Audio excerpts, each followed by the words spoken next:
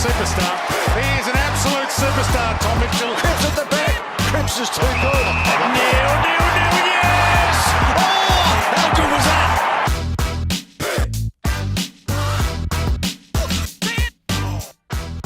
Ryan R Willy Williams from Nitro Circus. This is going to be a really cool chat, just going by some of the chats we're having off air at the moment. So thanks so much for coming up on the pod. And what are you doing here in Melbourne at the moment? No, easy. Just basically promoting Nitro Circus. We got a Off the Rails tour coming up in October, November. I know we're doing Marvel Stadium, but we're also going a bunch of places, including Queensland. You know, all the big spots. We're going there. I did say there was a show in Melbourne, so I will have to get to that. But how many shows do you reckon you've done in your life? Honestly, I've lost count, but I know when I was doing it, I mean, I've been doing it for 13 years. So I think it's like 400, but it could be 500. Like, because we used to do like 70 shows a year. Yeah. So it'll go up quick. So I reckon about 400. Is there one show that stands out in particular? I know you mentioned you love coming to home soil and performing in front of Australians because of the energy you get from the crowd, but is there one show in particular that stands out above all? I'd probably say my first show. My first show was in Albury, Wodonga. And it was obviously the first show I had to like kind of put on a show for Nitro. They kind of just were like, here's the mega ramp or the 40-foot Giganta ramp. Here's a waiver, sign it, and then like see what you got. And I'm a 17-year-old scooter kid and just like loving it. Like they're not going to pay me a dime. I'm doing it for free just to like show off. And I actually landed like a world's first trick, and then ever since then they kind of were like, you're on tour. So I feel like that's definitely like probably one of the defining moments in my career and probably one of my favorite shows. So when you sign a waiver, that's essentially to say if anything happens to you health and safety wise, that's on you. Yeah, it literally says like if you break your neck, if you die, it says if you die, like it's not their fault basically, but it's just how it rolls. Wow. I have the same waiver at my house. Wow, that's insane. I'm sure we have that in footy, but that's why I'm so intrigued by this chat because we were just chatting before as well. I was in a deep YouTube hole last night, R Willy YouTube page for anyone that wants to check it out. You've got 3 million subscribers on YouTube, 2 million followers on Instagram, and I was just so fascinated by the tricks you do, and it's incredible. But is there something you look at in world sport, or are there athletes you look at and you think, wow, that's incredible, I would love to be able to do that? Yeah, I think that all sports, the people at the top are all impressive. And I feel like all of action sports, obviously I get inspiration from snowboarders, skateboarders, motorbike riders, but then I guess I'd also get inspiration from just the people that are the best in other sports, like golf even, because like so many people play golf. So how could you become the best when there's like hundreds of millions of people trying to be the best, and then you have to beat all the... Yeah. So I feel like I picked the easy route. I picked action sports. I picked scooters when not everyone was riding them, and then I picked BMX, and like, what's that? I think that's like, I don't know, maybe 10 million people. You still got to be the best. Don't sell yourself short. What you do is insane. I'm trying to be the best, but I don't have to beat as many people is what I'm saying. I know what you're saying. No, that does make sense. So how old were you when you first got into BMX and scooter? Because your mum was into it, I believe? So my mum raced BMX when she was young, and then she got me into racing BMX when I was, I think I was about, maybe 10, 11 and 12. I raced BMX. But I was like doing tricks when I was racing. I was doing one-handers, and they're like, "We're gonna get disqualified if you keep doing one-handers because you're endangering the people around you." And I'm like, oh, that's kind of lame. Yeah. Like I just wanted to jump. Yeah, I have appreciation for like, you know, the sports that are like start here, finish line's there. Whoever crosses the line like wins. It's not like, it's kind of a straight line. You don't have to be too like creative with it, but I feel like in my mind, I want to be more creative. I want to be like, add some flavor to it. Yeah, a sport that doesn't have its own, like, it doesn't have a path to follow. You can kind of like take any road you want. Yeah. Well, you have got quite creative with what you've got at your home base at home, R Willy Park. Again, for everyone listening, check out your YouTube channel. It's incredible. But talk to us about what goes into your home park. You've got ramps everywhere. You've got the big air mats to basically save yourself. A lot of money. A lot of money. That's where it goes. And it's kind of like investing in yourself. So obviously I made a good living off doing Nitro Circus, doing a lot of doing 400 shows. Yeah. I ended up making a decent living, but then what I did was, as soon as I had enough, I kind of just reinvested in myself. And then that kind of gave me the ability to progress my riding more. And then that got me into like X Games. And then I was winning X Games gold medals. And it was only because I kind of had the facility that I purchased for myself. But because you're not going to be able to always get to places that have those facilities. So you've gone upon yourself to do it yourself. Yeah, when I first started, it was like the only practice I could do was in my head because there was no mega ramp that I could just ride down the road. You know, like the only place I could do the biggest tricks were at Nitro Circus because they had the biggest ramp. Yeah. Well, that's why I was like, why don't I just make myself the biggest ramp and then I can start practicing at home and then take it to Nitro Circus. So you would literally visualize a trick you wanted to do and then just go out and do it. Yeah. Like how do you like the trick I was most fascinated about was the triple front flip on a BMX. I'm like, that defies physics. But how do you just get to the point of, I'm going to do this? Like, do you visualize and then what are the steps to practice to actually execute? Well, I feel like that one's kind of like, it's an easier one to visualize because you know what one front flip feels like and hopefully you know what two feels like. So it's like 3 is just kind of the step forward. So I don't know. For me, I like to explain it to like someone that maybe doesn't do it is like, you can close your eyes and you believe in yourself to like write your name, right? You could close your eyes, write your name on a piece of paper, and you're like 98%, maybe you're 100% sure, but maybe you're 98% sure like that's gonna say my name when I open my eyes, you know? So when I can ride my scooter in my head or my BMX in my head, I've done it for so long, like 20 years on scooter nearly, that I can close my eyes, I can ride my scooter in my head. So you just do the trick in your head 1,000 times because it's not dangerous. Yeah. And then when you go to try it, hopefully it all lines up. That's a good analogy. I might go write my name with my eyes closed now and then go try a triple front flip, see if I can do it. Well, yeah, you know, it's like you just think about, well, imagine this. Imagine if you had to write a sentence, right, with your eyes closed, but either you break your neck if you don't do it right or you like do something. You win an accomplishment if you get it right. It's kind of like that. Consequences there. Roll the dice. Yeah, roll the dice. What is the trick that you're most proud of? You've done so many world firsts, but that was the one that stood out to me. But to you, that sounds pretty easy to get in your head. But what are the 1 or 2 tricks that you think I'm so proud that I did that? It's cool. I'm glad you picked the triple front flip because I feel like that is one of the ones I'm most proud of. Not because obviously it's one of the hardest tricks, still one of the hardest tricks I've ever done. I've only done it probably 5 times. Yeah. There's a lot of tricks actually I only do once. So let's say I'd say the triple front flip's definitely not the hardest trick I've ever ddone, but it was one of the most dangerous. And the thing that I love about it was it was at Travis Pastrana's house. I don't know if you know who he is, but legend. We were there with Nitro Circus, and it was like they built the ramp just for me to do it. So they built this ramp, they set up the landing, and like everything was for us to try land a triple front flip. Me and my friend Andrew Ahamada, he's actually from Melbourne. Yeah. And it was like, who's going to be the first one to do the triple front flip? And we're both trying it. And then they fully like had a film crew, people built like, they just basically pushed a big mulch pile together and then put like a resi ramp, we call it. It's like a big plastic sheet. Yeah.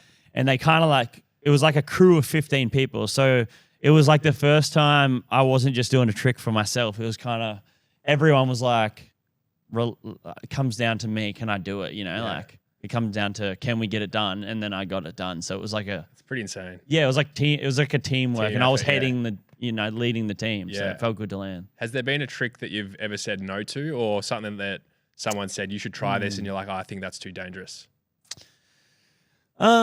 Yeah, well, I get people ask me to do tricks all the time, but in my head, I have to be able to land it first, you know? So sometimes instantly I'm like, well, I probably need to do something like not as quite as hard first to be able to unlock that in my brain for it to be kind of possible.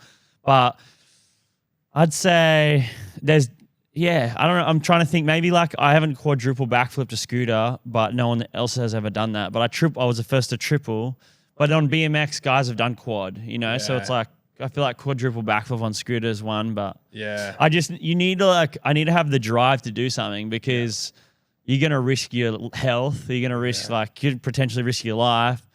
and it's probably going to take you like, I don't know how many tries. Hopefully you get it first try, but sometimes tricks take me 1,000 tries. Yeah. And I can't imagine trying a quad backflip 1,000 times. So how much preparation and training goes into, obviously we see the finished product. We'll go to Off the Rails in October later this year when you guys are doing your tour, October, November. We see the finished product. Yeah. We rock up like, oh, that's amazing. Like, how cool is that? But we don't see behind the scenes like any That's athlete. true. The time, the effort. Like, how many hours are you putting in a day? Do you have off days? Do you have days where you're just like out there for hours and you just keep going? Like, how does it look for you? People probably think I'm crazy if they seen the behind the scenes. Like I try to show it sometimes, but it definitely back in the skate park days, like when I would just go down the skate park when I was 14, 15 years old. That was like when I'd be at the skate park for like 8 hours, and just like sometimes I'd try a trick for 8 hours, like a single trick for that long. Like, and it was almost like I was crazy because I'm like chasing something that's just beating me up, but I just wanted to land it so bad, because once you land it, it's all worth it. Like, I feel like no matter how hard how much work you put into a trick. I actually did a trick called the R Willy, and it's funny that it's named that, but Travis was trying to name it that. But I did it on bike, and it took me over 1,000 tries at my land. But that's not like 1,000 times down at the skate park. It's like me walking up my hill and takes time. Jumping 40 feet every time. And it took me 11 days, like, of non-stop. Like, so I tried maybe for an hour or two every time I was trying it. Over 100 attempts every single day I tried it. And then eventually after 11 days, I got it. But it was like incredible dedication. It was like trying to catch lightning in a bottle. Yeah. It was just bad. But to answer your question, at Nitro Circus, like, you still will see people fail. Like, the best time to try a world's first trick or something that you haven't tried before is in front of thousands of people. Like, it's cool trying it at home in front of 5 people. But you've done that before too. Yeah. Yeah. It's like, if you can land a world's first in front of a crowd, they become a part of that. So at Nitro Circus, it's like you can become a part of history by witnessing and being a part of something that's never happened before. Yeah, I did see another one at Adelaide Oval. I'm not sure what that trick was called, but you did a really cool world's first there. And some of your celebrations was because you're leaving it all out there, and you're not sure if I know what that one was. That was a 720 double backflip. Yeah, that one. Yeah. You're spinning so much, I didn't know what you called that. Yeah. But what about, so you touched on obviously the risk that goes with what you do, and to your health, injuries. Like I read you've done shoulders, ankles, skull injuries, like, pretty much name a body part. Yeah, I'm lucky though compared to the other guys. The FMX riders, they fall over and they break more bones than I've ever broke. I've never actually had a surgery in my whole life. That's incredible. Never had one surgery. I've never actually broken a bone where it's like actually broken, like just fractures or whatever. And the last time I had a cast on my body was 10 years ago. I haven't had a cast since I was a teenager. See, I'm hearing that for the first time and thinking, how's that possible? Obviously, you're very good at your craft, so you put yourself in positions to be safe. But what you do is unsafe. Like you mentioned before, the heights you get up to off the ramp, you're going as high as 4-story buildings. You mentioned you had one time where you almost missed one of the air mats that was there. Like, it doesn't happen often, but it can happen. I mean, yeah, and it has happened. My mate, good mate, J.O. Archer, he's a motorbike rider, and he did not the first ever, sorry. He did a triple backflip. He did the second ever triple backflip on motorbike, and he did it at Nitro World Games in Brisbane in Suncorp, and then he was just practicing triple backflips to airbag, and then he missed the airbag and died. Oh God! So you would have known of a ton of people in your community that have died. Yeah, a lot. And probably people you're close to as well. Yeah, and I've watched someone get paralyzed. It's crazy to think about, but that's why I'm super calculated, and I'm sure everyone's super calculated, but it's like you really got to pick your battles and just ask yourself, is like the risk worth the reward, and go about things smart. Like I don't show up to the contest and just do my hardest trick. Like I'll do the easiest trick like 10 times, and then I'll work on to like something that's a little harder, and then I'll always just slowly work up. Like I'm never just 100% in. I only do what I'm like comfortable doing, but everyone makes mistakes. Yeah. But yeah, if you miss an airbag, it doesn't work. Like as great as airbags are, as great as like soft landings are, if you don't land on it, if you miss it, then it doesn't work. Yeah. No, it's insane what you guys do. What is the reward? You mentioned, is it worth the reward? For you, is it the gratification within yourself that like I've dedicated so much time and achieved this? Is it, what comes with being a Nitro Circus athlete? You get, the fame, I guess, the publicity, like you're sponsored by Monster and all these amazing things. Like what is the reward for you intrinsically and extrinsically? I mean, obviously, you make a living. Yeah. You make a living. If you win X games, you get X amount of money, and then your sponsors pay you X amount of money for winning those events. So it's like you obviously make a living. But I guess people would do it to the same reason you get up and go to the gym, maybe, I guess. Like, you don't get anything straight away, but you just get, like, you like beat that thing inside your mind that says maybe you can't do it. You like prove to yourself that you can do it. Yeah. For me, I feel like I just love the skate park because it's kind of like you choose your own path, and then if you can make it, then your own path was like you've made it. You've proven that like what you went with was the right choice. I don't know. It's hard to explain, but it's like people always told me that like riding a scooter wouldn't get me anywhere, and then I'm definitely somewhere. And then I jumped on a BMX bike, and they're like, "Oh, you can't do this, you can't do that because it's on a BMX bike, or you're riding on this ramp." And then I'll go do it at X Games, and you just keep winning, keep beating what the people are telling you. And I don't know, it's a nice feeling to like prove people wrong. It's almost like was a great fire and that was lit inside me when I was young. It was like people telling me I couldn't do it. Yeah, it was so like I'm like, yeah, right. Yeah. So I almost love it when people. I don't get shit as much anymore, but when people do give me crap, I'm like, this is good. That's really cool. Cool. So back to R Willy Park as well.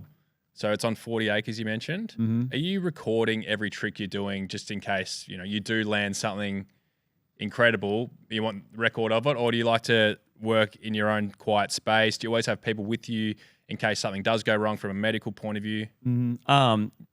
Well, I'm not always recording everything. Like obviously, what I was saying, how I do my easier tricks first. Like I'll always warm up, and I'll always have someone there because I just hate to like fall over because you make mistakes. Imagine if you're there just alone, knocked out. I've heard stories of my mates doing that. Like they'll be riding a half pipe by themselves, or someone just came into like the half pipe and there was someone unconscious on the ground, and they're like, "Whoa, like what? How long have what they been like there for?" You don't want to ride by yourself, especially in action sports. Like it's boring and it's scary and it's unsafe. But I'll have my mates come out and then just film. Yeah. But it'll just be like, "Oh, is this a new trick?" Like if I'm doing something new, I'm like, "Can you please film it?" Yeah. And then people are like, "Oh, do I have to?" Because I'm like, they might have to sit there for an hour and film me. You need the proof of it though. You need to prove to show that it happened. Yeah, legit. Yeah. I mean, if you don't film it, it didn't really happen. It didn't happen. Yeah. Unless you're trying to keep it secret for the contest coming up or for Nitro Circus. That's a good call, actually. Yeah. And what goes into building the ramps and everything at home? You said you got a crew on the Gold Coast that come down and build it all. Like, how does that process work? Do you give them detail as like, I want this? Yeah. So basically, when I first made the property, it was like, okay, what is Nitro Circus's ramp? Because I wanted to basically do Nitro Circus's ramp because that's what I'm used to. I know what it's like. I know what tricks I can do on it. So then I had mates in the Gold Coast that have FMX compounds, and they have guys that built their ramps, like fabricators. So I'm like, I'm not going to try to do it myself. I have built ramps myself, but they're nowhere near this size. Like I'm talking ramps that are as high as your roof, So I'm not going to try to build a ramp the size of the roof. It's not my profession. Yeah. But so I just send them like the geography, and then they put it all together. So you would have intentionally at your house or R Willy Park, you would have intentionally purchased a property with terrain because you need the hills to get obviously the momentum. So you probably would have taken a while to find the right place. Yeah, well, and you kind of like the thing is, my dad he's an excavator driver, so I knew that I could like somewhat shape the land ahead of me. So when I found the spot, I'm glad I bought it. Like I'd be shocked in a shocking predicament if I was trying to buy it now. Yeah, like I'm glad I bought it when I did because it's hard to find that big of a spot where I live now. Yeah, but it just kind of fell together. You kind of have an idea of what you need, and then you can just build around it. Yeah. Like you just go, oh, well, maybe I'll do this. And that's kind of how it worked out. Yeah. I like bought this property. I'm like, there's a road down here. If I just continue that road and then there's this ramp here, you envision it. And then that's what I envisioned is what's built there now. It's so cool. Yeah. So cool what you've built. What about, I'm interested to ask you as well, because the brand you've built for yourself obviously helps when you're with a crew like Nitro Circus, and everyone knows Nitro Circus, but your personal brand, like, how intentional was it to create a YouTube channel that's obviously gone bananas? Like, is it intentional with how many videos you do, like a plan to it, or you just enjoy the content, creating and throwing it up? Because to build a subscriber base of 3 million and then a social following of 2 million people, it's a lot of people.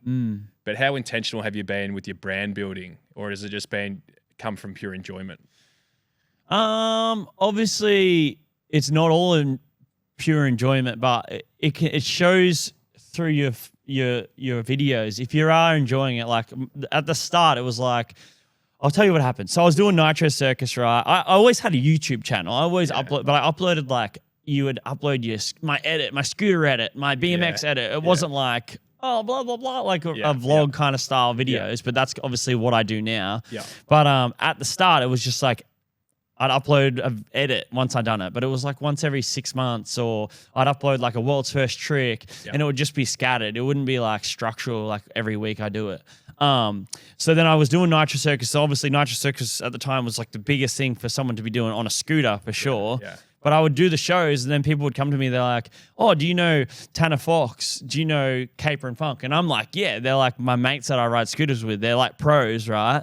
And they're like, oh, where are they? And I'm like, well, we're at Nitro Circus. Like, they're not riding Nitro Circus. I'm riding Nitro Circus. But they love these people like so much. And then I was thinking, well, what do these guys do? Like, they do YouTube. Yeah.